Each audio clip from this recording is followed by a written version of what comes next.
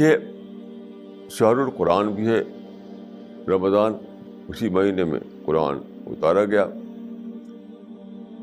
تو شہر القرآن کا مطلب کیا ہے؟ رمضان کس اعتبار سے شہر القرآن ہے؟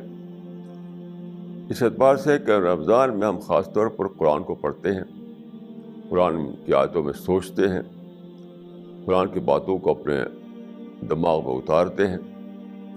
تو ایسا جب ہم کریں گے روزے کے زمانے میں تو قرآن ہماری زندگی میں اس طرح شامل ہو جائے گا کہ سال بھر اس کا اثر رہے گا. جیسے ایک مثال میں دیتا ہوں کہ آپ نے رمضان میں قرآن کو پڑھا، اس میں آپ نے یہ پڑھا کہ وَلَا تَمْشِ فِي الْأَرْضِ مَرَحًا، زمین میں اکڑ کر نہ چل. وَلَا تَمْشِ فِي الْأَرْضِ مَرَحًا پڑھا تو آپ نے روزے کے زمانے میں، لیکن یہ جو بات ہے یہ تو سال بھر کی ہے.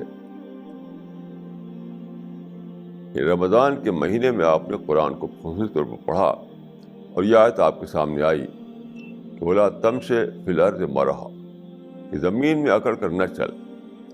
تو اکڑ کر چلنا اس سے رمضان کی بات نہیں ہے. جب بھی آپ چلیں تو آپ کا انداز اکڑ کا انداز نہ ہو،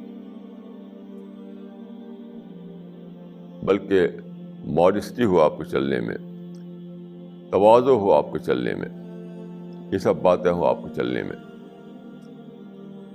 دیکھیے یہ باتیں کیسے آتی ہیں؟ سوچ کر آتی ہیں.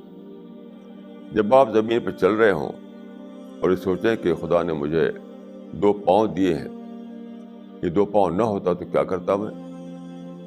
کہیں چلتا، زمین پہ مجھے گھسٹنا پڑتا، گھسٹ کے چلنا پڑتا. تو جب آپ یہ سوچیں گے تو عقل کہاں سے آئے گی؟ پھر تو شکر ہی شکر آئے گا، پھر تو تواضع آئے گی، پھر تو ماڈسٹی آئے گی. ایسے آپ فرض کیے کہ کار پر سفر کر رہے ہیں، تب بھی یہ نہیں ہو سکتا کہ آپ کو عقل پیدا ہو.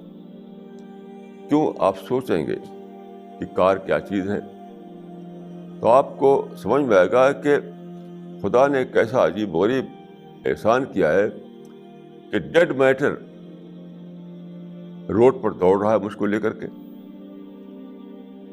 یعنی کار جو ہے اس کو آپ ڈسمینٹل کر دیجئے تو کیا ہے؟ وہ ڈیڈ میٹر ہے.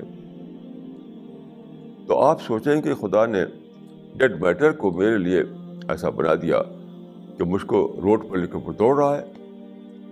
تو عقل کہاں سے آئے گی؟ پھر تو شکر آئے گا، تواضع آئے گی، ماڈسٹی آئے گی.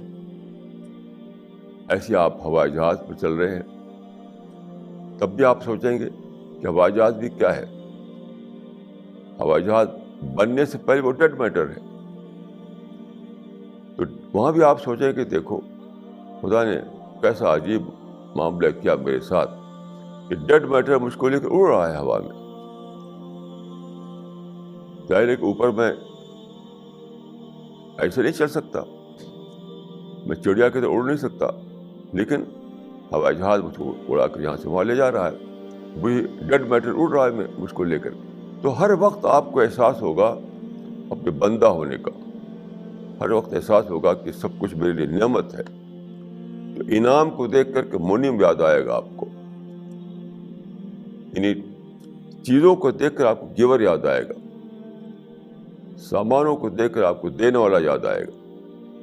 اور پھر آپ سوچیں گے کہ جو کچھ ہے خدا کا دیا ہوا ہے، میں نے تو بنایا نہیں، میں نے اپنے آپ کو نہیں بنایا، میں نے زمین کو نہیں بنایا، میں نے ہوا کو نہیں بنایا،